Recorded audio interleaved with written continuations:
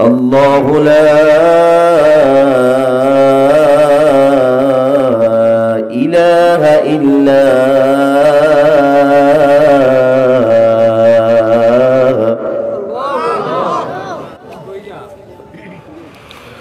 আল্লাহু লা ইলাহা ইল্লা হুয়াল হাইয়ুল কাইয়্যুম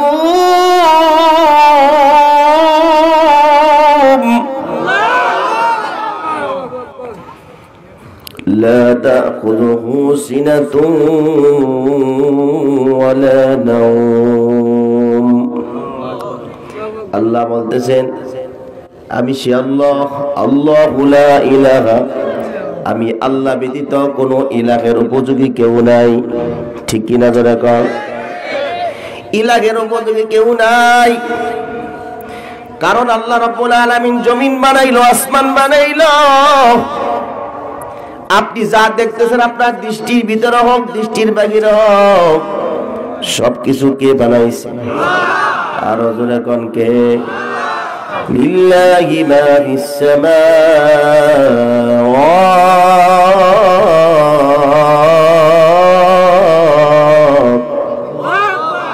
আরো জোরে কোন আল্লাহ। লিল্লাহি মা ফিস সামাওয়াতি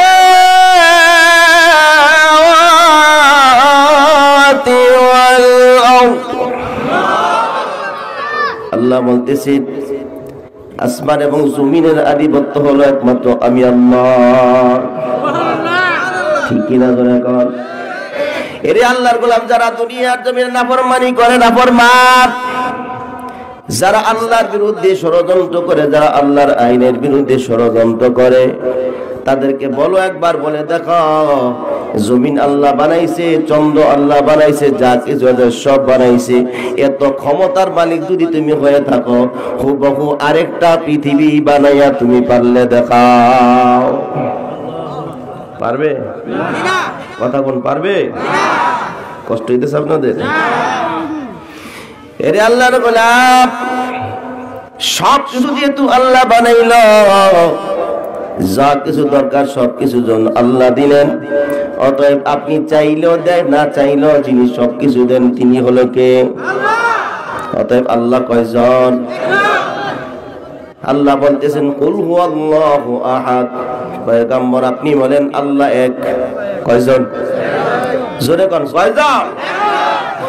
ঈসা আলাইহিস সালাতু ওয়াস সালামের ব্যাপারে খ্রিস্টানরা বলে আল্লাহর ছেলে। জোরে কোন নাউযুবিল্লাহ।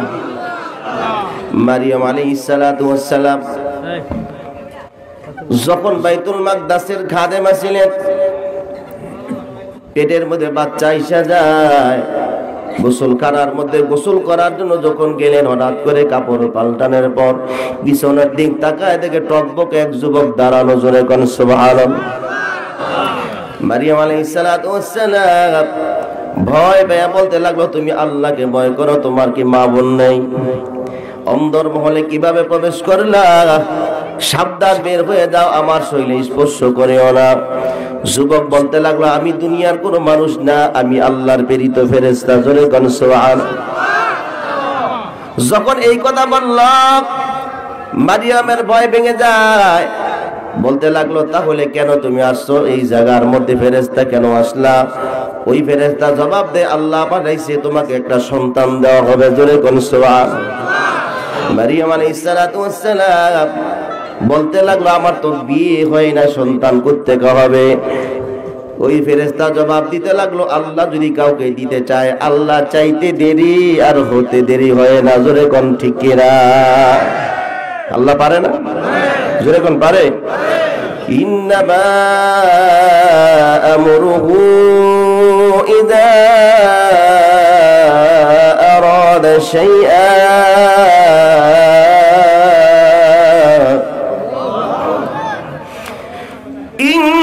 ইন্নামা আমরুহু ইযা আরাদা শাইআন আন ইয়াকুলা লাহু কুন ফায়াকুন।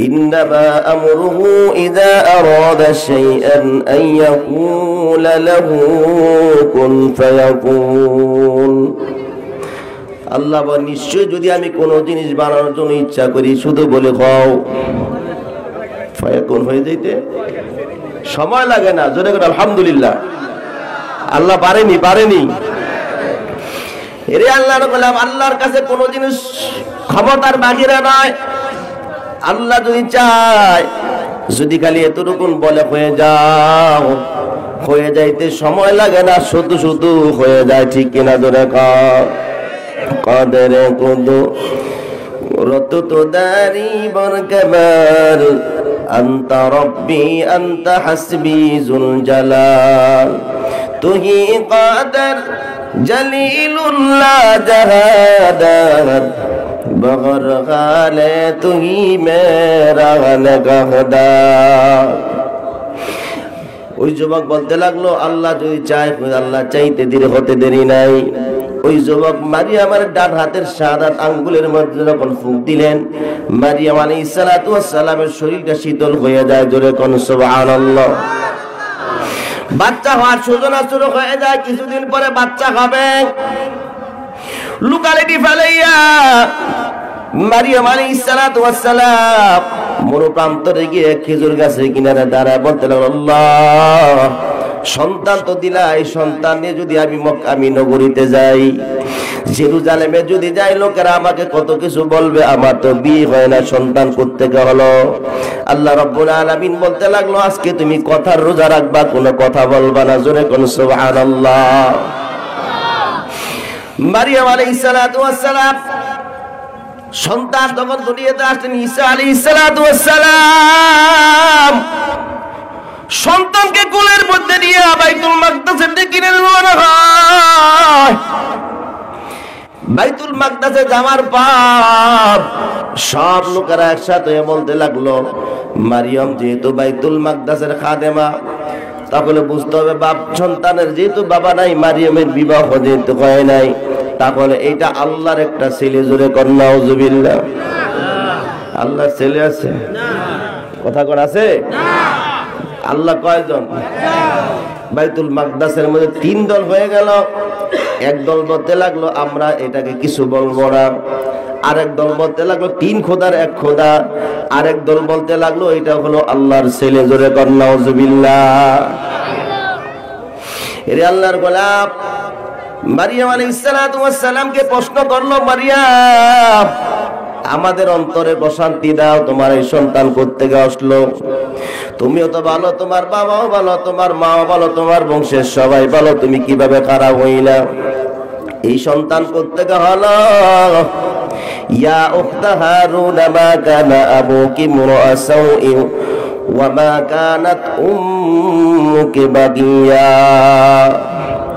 এ মারিয়াম তুমি তো ভালো তোমার বাবাও ভালো তোমার সবাই ভালো তোমার মা ভালো তুমি কোত্থেকে এমন খারাপ হইলা রে মারিয়াম মারিয়াম জবাব কিছুই বলতে লাগলো না বলতে ফাশারাত ইলাই আমাকে জিজ্ঞাসা করো না এই সন্তানকে প্রশ্ন করো জবাব পেয়ে যাইবা জোরে কোন সুবহানাল্লাহ আল্লাহ পারে না জোরে কোন পারে তো এখনো সে আল্লাহ আসেনি ভুলে গেছে শক্তি কম আগের মতোই আছে আলহামদুলিল্লাহ বলেন সবাই আল্লাহর গোলাম প্রশ্ন করার পরে মারিয়াম যখন বাচ্চার দিকে ইশারা করলো সব লোকেরা বলতে লাগলো এই বাচ্চা কিভাবে কথা বলবে প্রস্রাব করে বিছানা ভিজায় ফেলায় পায়খানা করে নিজের জামা কাপড় নষ্ট করে ফেলে এই বাচ্চা আবার কিভাবে কথা বলবে এই মানুষ যখন কালা গজা শুরু করে নিল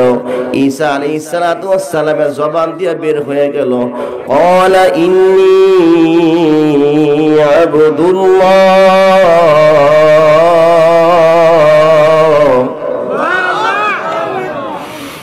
ক্বালা ইন্নী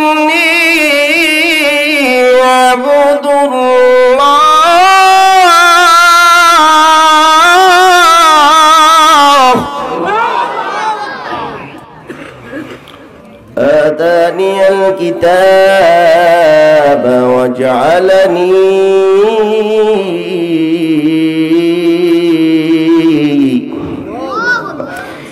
ঈসা আলাইহিস সালাতু ওয়াস সালাম বলতে লাগলো ক্বালা ইন্নী আবদুল্লাহ, আমি হলাম আল্লাহর গোলাম। আপনারা কার গোলাম? আরো জোরে বলুন কার? পৃথিবীর যত মানুষ আছে কার গোলাম? ঈসা আলাইহিস সালাতু ওয়াস সালাম বলতে লাগলো যদি আমাকে আল্লাহ নবী বানাইছে ওয়া জাআলানি নাবিয়্যা, আল্লাহ আমাকে নবী বানাইছে এই জন্য গোলামি করব না এমনটা নয়। ওয়া জাআলানি নাবিয়্যা ওয়া জাআলানি মুবারাকান আইনামা কুনতু ওয়া আওসানি বিসসালাতি ওয়াজ যাকাতি মা দুমতু হাইয়্যা। জোরে কোন আল্লাহু আকবার। যে আমি পয়গম্বর হয়ে গেছি, নবী হয়ে গেছি, আমার নামাজ লাগবে না, মা বাবার খেদমত করা লাগবে না এমনটা নয়। আমি নবী হয়ে যাওয়ার পরে আল্লাহ রাব্বুল আলামিন আমাকে দুনিয়ায় রাখলো, বরকত আসমানে চলে গেল বরকত। জোরে কোন সুবহানাল্লাহ। যেথায় যাব আমি বরকত, আমি বরকতওয়ালা পয়গম্বর। আল্লাহ আমাকে বরকত দিয়া পাঠানোর পর আমি নামাজ পড়বো, রোজা রাখবো, ইসলামের বিধান মানবো এবং যাকাত দিব। আল্লাহ যতদিন আমাকে বাঁচায় রাখবে অতদিন আল্লাহর গোলামি করব। জোরে কোন সুবহানাল্লাহ। এরে আল্লাহর গোলাম, আল্লাহ রাব্বুল আলামিন যুগে যুগে নবী পয়গম্বর পাঠাইতেন শুধু গোলামি শিক্ষা দেওয়ার জন্য। মানুষ চলবে কিভাবে, দেশ চলবে কিভাবে, সমাজ চলবে কিভাবে চালানোর জন্য আল্লাহ রাব্বুল আলামিন প্রশিক্ষণ দিয়া যুগে যুগে 2,24,000 পয়গম্বর পাঠাইছে। জোরে কোন সুবহানাল্লাহ। এই পয়গম্বরদেরকে আমরা কিছু লোকেরাই অপারেটর বলি। কিভাবে হয়? আপনি একটা ফ্যাক্টরি চালাবেন, কোরিয়া থেকে আপনি মেশিন কিনে নিয়ে আসছেন, সাথে একটা করে ক্যাটালগ, ঠিক না? জাপানি মেশিন নিয়ে আসছেন, ক্যাটালগ দিছে, কিন্তু অভিজ্ঞ অপারেটর নাই। ওই মেশিন দিয়ে আপনি চালাইতেও পারবেন না, ওই মেশিনের মাধ্যমে কিছু পাবেন না, ঠিক না? কিন্তু আপনার ওই অপারেটর সাথে ওই মেশিনের সাথে ক্যাটালগ থাকবে। সাথে সাথে দক্ষ যদি অপারেটর হয়, অপারেটর আর মেশিনের সামান্য আপনি ব্যবসার লভ্যাংশ আশা করতে পারবেন, ঠিক কিনা? কিন্তু আল্লাহ রাব্বুল আলামিন দুনিয়ার জমিনে মানুষদের পাঠাই শেষ করে নাই। দুনিয়ার মানুষকে পরিচালিত করার জন্য, আল্লাহর বিধান অনুযায়ী চালানোর জন্য যুগে যুগে অপারেটরের মাধ্যমে সাথে সাথে একটা করে ক্যাটালগ দিয়ে, সেটা হলো আসমানি কিতাব, ঠিক কিনা? 103 খানা কিতাব আল্লাহ আসমান থেকে পাঠাইছে। কয়টা? কয়টা? জোরে কোন কয়টা? 103টা। পরীক্ষা করার লেগে বলছিলাম 103টা কই, বিশ্বাস করে বলেছে। এই তো সমস্যা আমাদের বাংলাদেশের মানুষের। স্টেজে বসে একজন একটা বললো হ্যাঁ ঠিক আছে, পিছন দিক থেকে আরেকজন বললো হ্যাঁ ঠিক আছে। ঠিক কথা কয় না? ঠিক আছে। আসলে কি বিষয়টা এমন, যেটা হক সেটা আমাকে বলতে হবে, যেটা বাতিল এটাকে বাতিলই বলতে হবে, ঠিক কি না? আমি না বুঝলে আরেকজনের কাছে যাব, ওখানে সমাধান না হলে আরেক আলেমের কাছে যাব, ঠিক কি না? খালি ঠিক ঠিক খেলিয়ে বইলে বলে যাচাই বাছাই করে বইলে। আসমানি কিতাব কয়টা? 104 খানা। জোরে করে আলহামদুলিল্লাহ। ইহার মধ্যে 4টা হলো শ্রেষ্ঠ, তাওরাত, জাবুর, ইনজিল, তারপরে হলো কোরআন। জোরে কোন সুবহান। 103 খানা কিতাবের মধ্যে যা আছে সব একত্রিত করে লক্ষ কোটি কোটি গুণ বৃদ্ধি করে কিয়ামত পর্যন্ত যা দরকার সবকিছু কোরআনের মধ্যে লিপিবদ্ধ করে দিয়ে আল্লাহ কোরআনকে বাড়াইছে। জোরে কোন সুবহানাল্লাহ। এরে আল্লাহর গোলাম, শুধু ক্যাটালগ দিয়ে শেষ করে নাই। যদি মনে করেন তাহলে নবী দেওয়ার দরকার দিকে আসমানি কিতাব দিলেই যথেষ্ট ছিল, তাহলে আমি বলবো দক্ষ অপারেটর না থাকলে যেরকম মেশিন বন্ধ হয়ে যায়, শুধু আসমানি কিতাব থাকলে হবে না। যদি নবী পয়গম্বর না থাকতো, এই নবী পয়গম্বররা না থাকলে কোরআনের এবং আসমানি কিতাবের বিধিবিধান আপনাদেরকে কেউ বুঝাতে পারতো না, ঠিক কিনা? ধরে কোন কথা বুঝতেছেন? এরে আল্লাহর গোলাম, যদি মনে করো কিতাবই যথেষ্ট ছিল, কেন নবীর দরকার ছিল না? তাহলে আমি বলবো ঈসা আলাইহিস সালাতু ওয়াস সালামের পর থেকে আপনার আমার নবী সাইয়্যিদুল মুরসালিন খাতামুন নবিয়্যিন ইমামুল মুরসালিন রাহমাতুল লিল আলামিন পয়গম্বর মুহাম্মদুর রাসূলুল্লাহ সাল্লাল্লাহু আলাইহি ওয়াসাল্লাম পর্যন্ত এর দূরত্ব ছিল 500 বছর। কত কত কত? এই 500 বছরের ভিতরে ইনজিল আসিল কিনা? কথা কোন আসিল না? ঈসা আলাইহিস সালামের উপর আল্লাহ ইনজিল দিল, তাওরাত দিলেন মুসা আলাইহিস সালামকে, জাবুর দিলেন হযরতে দাউদ আলাইহিস সালাতু ওয়াস সালামকে, মুহাম্মদুর রাসূলুল্লাহ সাল্লাল্লাহু আলাইহি ওয়াসাল্লাম দুনিয়ার জমিন থেকে আসার আগ পর্যন্ত ওই কিতাবগুলো জমিনে ছিল কিনা? জোরে কোন ছিল? ঈসা আলাইহিস সালাতু ওয়াস সালামের পর থেকে আমার নবী আসার আগ পর্যন্ত 500 বছর। এই 500 বছরের ভিতরে মানুষগুলো এমন অবস্থায় পৌঁছে যায়, ওই মানুষগুলা ওই সময়কালের জন্য পৃথিবীর ইতিহাসে লেখা হয়ে যায় জাহিলিয়তের যুগ। ঠিকই না ধরে কর? অথচ ক্যাটালগ ছিল না শুধু একটা জিনিস, সেটা হলো দক্ষ অপারেটর। ঠিকই না ধরে কর? নবী ছিল না, কিতাব ছিল। এই কিতাব থাকার বড় মানুষগুলা গোমরাহ হতে হতে জাহিলিয়তের যুগ আখ্যায়িত হয়ে গেল। ঠিকই না ধরে কর? তাহলে বোঝা গেল খালি ক্যাটালগ হলে চলবে না, সাথে সাথে দক্ষ কারিগর দরকার। ঠিকই না দরকার? এর আল্লাহর গোলাম 500 বছর পর আপনার আমার নবীকে আল্লাহ পাঠায় দিলেন কোরআন দিয়া। ধরে কর আলহামদুলিল্লাহ। এখন আপনি বলতে পারেন কোরআন, এই কোরআন যে আমি মানবো, কোরআন অনুযায়ী আমি চলবো, এই কোরআন প্রত্যেক আসলো, এই কোরআন কে পাঠাইল? দুনিয়ার মধ্যে একটা মানুষের জায়গা কোথাও না কোথাও আছে। এই কোরআন যে আমি মানব, এটাকে মানুষ রচিত কিতাব না, কোনো বাদশা আমাদেরকে দিল।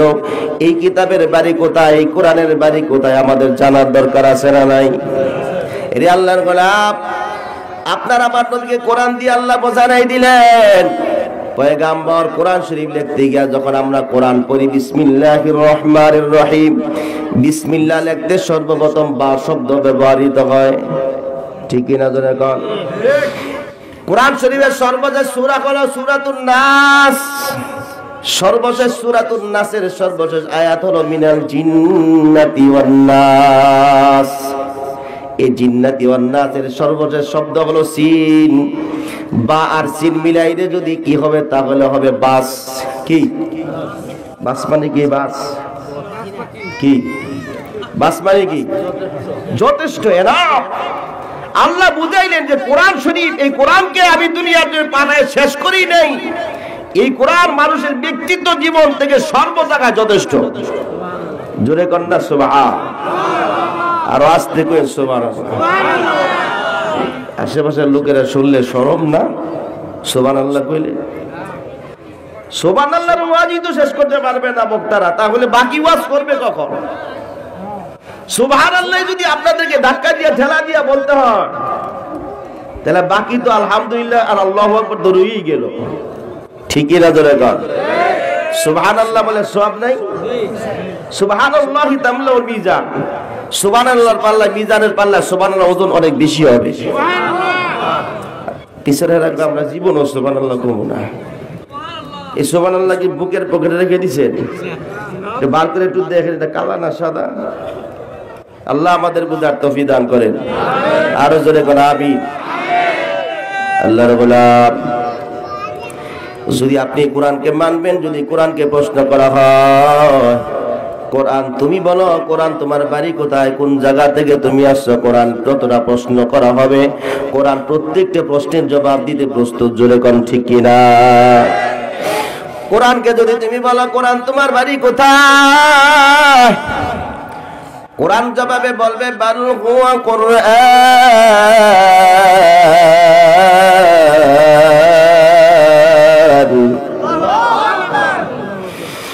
বাল হুয়া কুরআনুম মাজিদুন ফি লাওহিম মাহফুজ,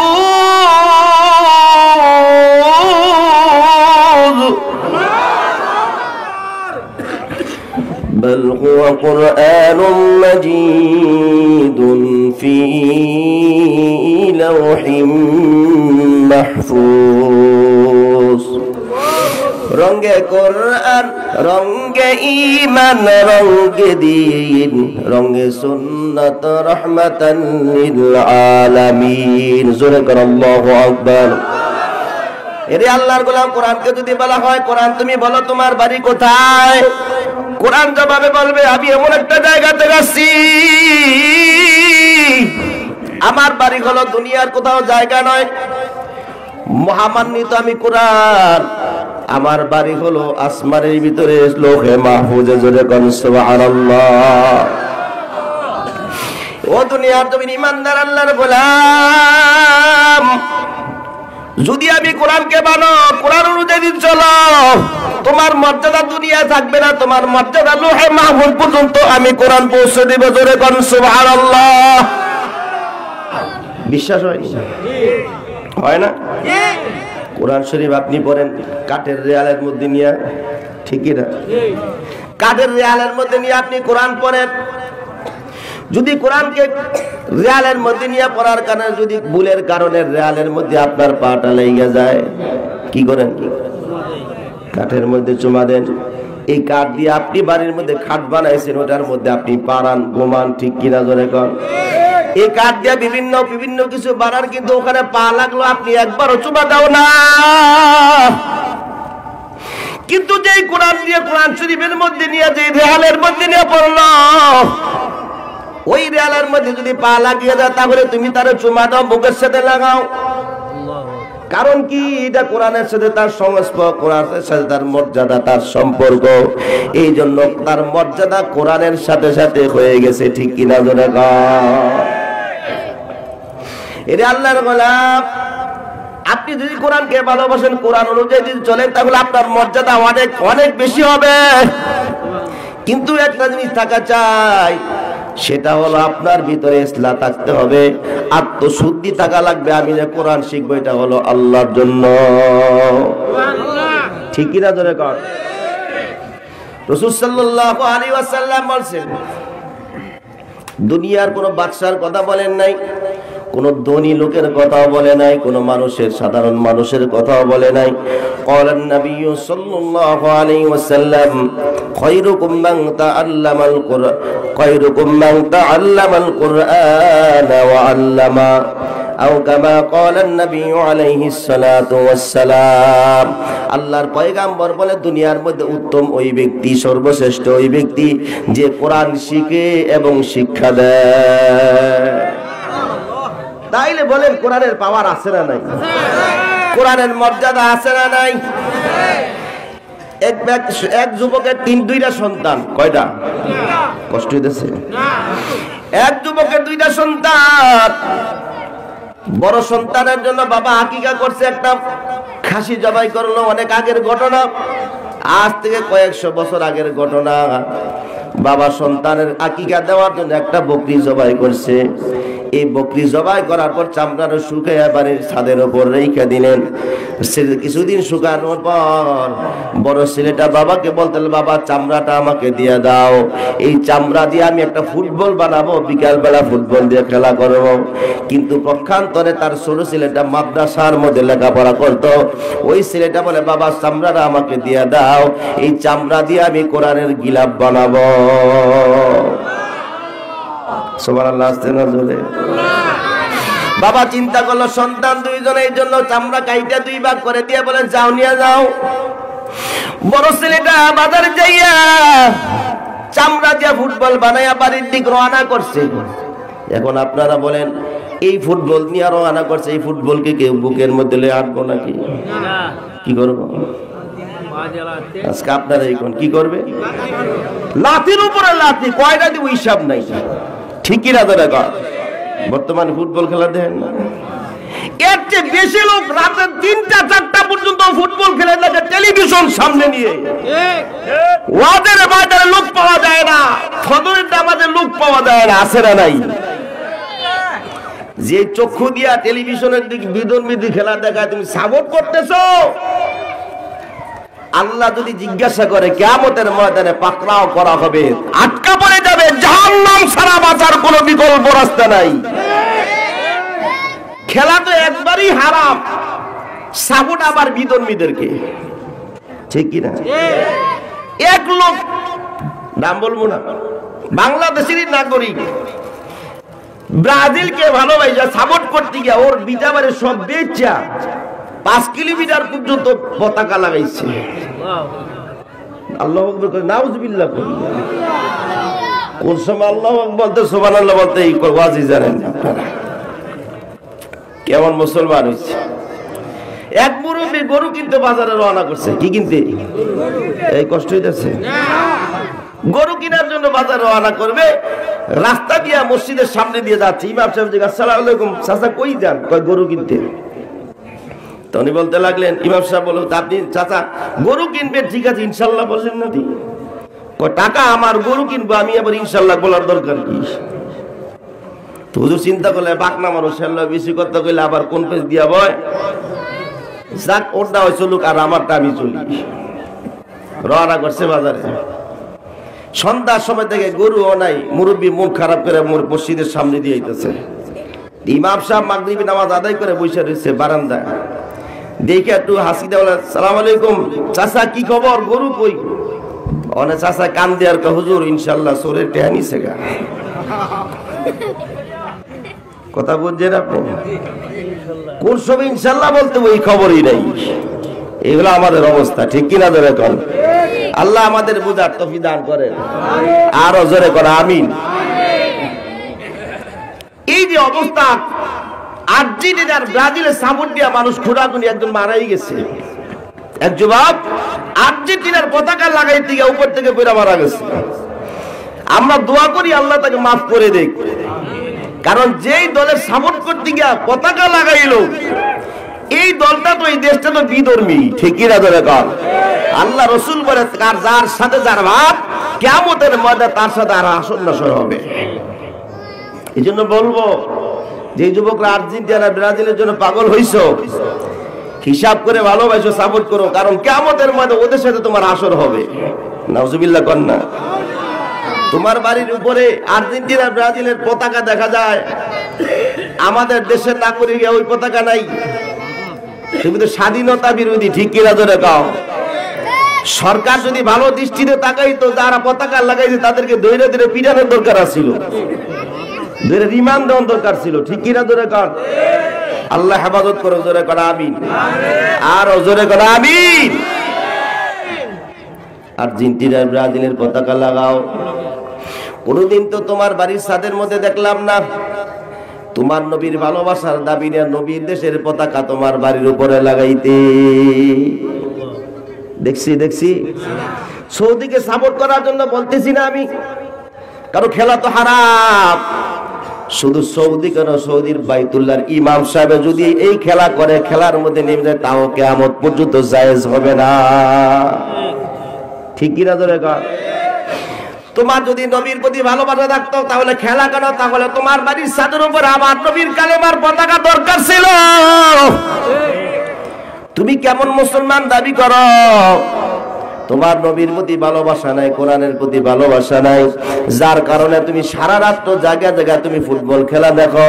ফজরের আজান হয়ে গেলে তোমার কোনো খবর নাই, কিন্তু সারা রাত তুমি টেলিভিশন দেখতে পারো, ঠিক কিনা? ধরে কর আল্লাহ হিদায়াত দান করে, জোরে করা আমিন। যারা আজকে থেকে তওবা করে বাড়ি গিয়ে তাড়াতাড়ি খুলে ফেলাইবেন, আর আল্লাহকে বলবেন, আল্লাহ তাদেরকে ভালোবাসি না, আমি তোমাকে ভালোবাসি, ঠিক কিনা? ধরে কর ওয়াল্লাযীনা আমানু আশাদ্দু হুব্বান লিল্লাহ। ঈমানদার যারা, আল্লাহকে তারা কঠিন ভালোবাসে। সুবহানাল্লাহ। আল্লাহর ভালোবাসা, আল্লাহকে ভালোবাসতে গিয়ে যদি আমার জীবনটাও দেওয়া যায়, তাই করতে হবে, ঠিক কিনা? ধরে কর আল্লাহ হেদায়েত দান করেন, আরো জোরে কর আমিন।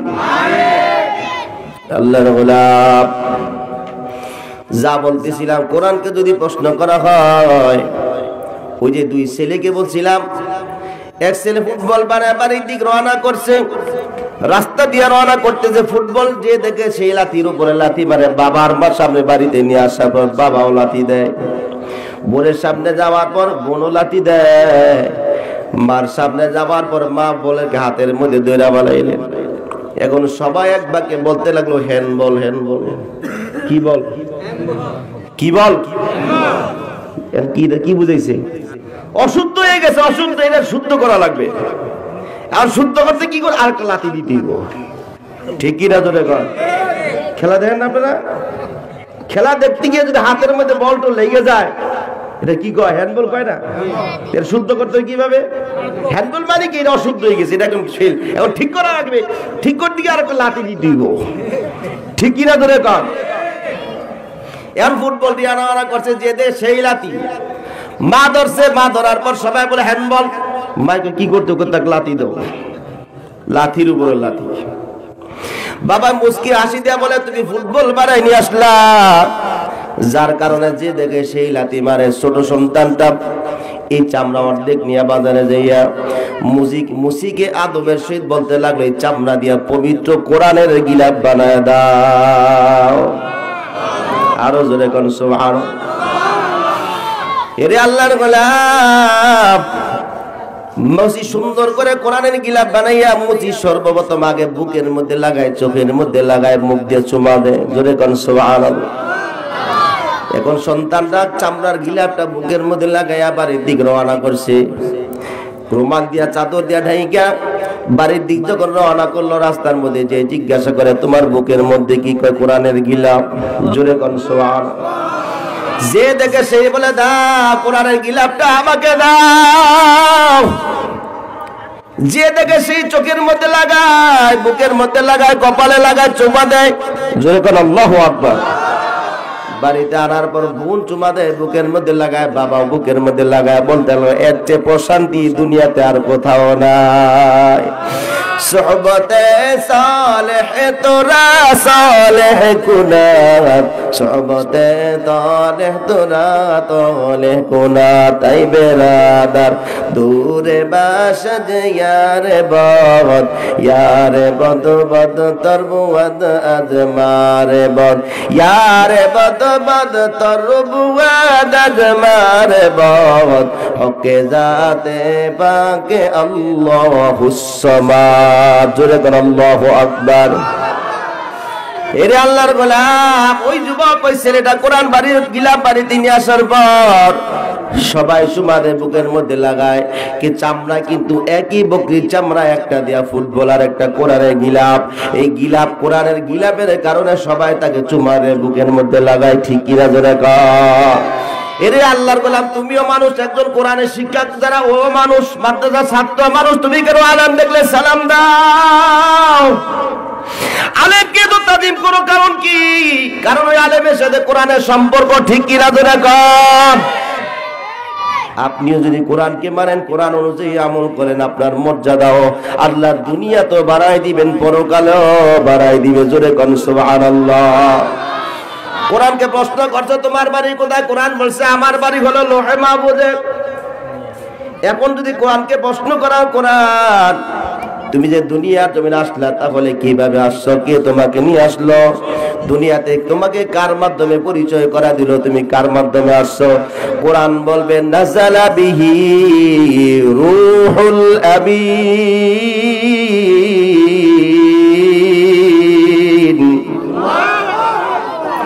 কোরআন বলতে লাগো বিশ্বস্ত ফেরেশতা, আমানতদার ফেরেশতা জিবরাইলের মাধ্যমে দুনিয়ার জমিনে আসছে। জোরে কোন সুবহানাল্লাহ। এরে আল্লাহর গোলাম, কোরআনকে যদি বলা হয়, কোরআন তুমি বলো জিবরাইলের মাধ্যমে তুমি আসলা, তাহলে তুমি দুনিয়ার জমিনে আসার পর দুনিয়ার মানুষ যখন চলাফেরা করে, তার গাড়ির দরকার, বাহনের দরকার। তুমি দুনিয়ার জমিনে চলাফেরা করলা, দুনিয়ার জমিনে যে তুমি চলাফেরা করো, তোমার কিসের মাধ্যমে চলো? তোমার বাহনের নাম কি? তোমার গাড়ির নাম কি? তোমার বাহনের নাম কি বলো? কোরআন জবাবে বলবে আলা কলবিকা লিতাকুনা মিনাল মুজিরিন।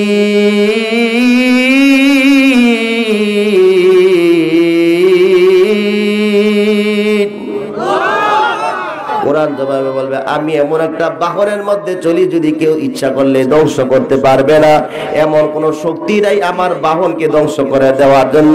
সেই বাহনের নাম হলো কলম। আরো জোরে বল সুবহান। কারণ আমি কোরআন কোন কাগজের মধ্যে যদিও লেখা, আমার বাড়ি হলো আমার বাকনো মানুষের কলম, মানুষের অন্তর। দুনিয়ার যত কোরআনকে পড়ে যদি ফেলা হয়, দুনিয়ার সব কোরআনকে যদি জ্বালায় দেওয়া হয়, কিন্তু মানুষের অন্তরের ভিতরে তালিবুল ইলমদের অন্তরের মধ্যে যে কোরআন লিপিবদ্ধ করা আছে, রেকর্ড হয়ে গেছে, দুনিয়ার এমন কোন শক্তি নেই ধ্বংস করার। জোরে কোন সুবহানাল্লাহ। এরে আল্লাহর গোলাম, এমন যদি কোরআনকে যদি একটার পর একটা প্রশ্ন করতে থাকেন, কোরআন জবাব দিতেই থাকবে। জোরে কোন সুবহান। অতএব এই কোরআনকে শিখার দরকার আছে না নাই? জোরে কোন আছে না নাই? শিখবো তো ইনশাআল্লাহ। হয় নিজে শিখবেন তো শিখবেনই, কবরে যাওয়ার আগে একটা সন্তানকে হাফিজে কোরআন বানায় যাইবেন। পারবো তো ইনশাআল্লাহ। আল্লাহ রাসূল বলেন কিয়ামতের ময়দানে 10 ব্যক্তিকে শাফাত করে করে জান্নাতে নিয়ে যাবেন। আসেন এরকম যে আমার সন্তান হোক, না থাকলে আমার নাতি হইল, আমি হাফেজে কোরআন বানায় কবরে যাওয়ার চেষ্টা করব। পারবো তো ইনশাআল্লাহ। কে কে পারবেন? নারে তাকবীর। আল্লাহ আমাদের কবুল করে সবাই।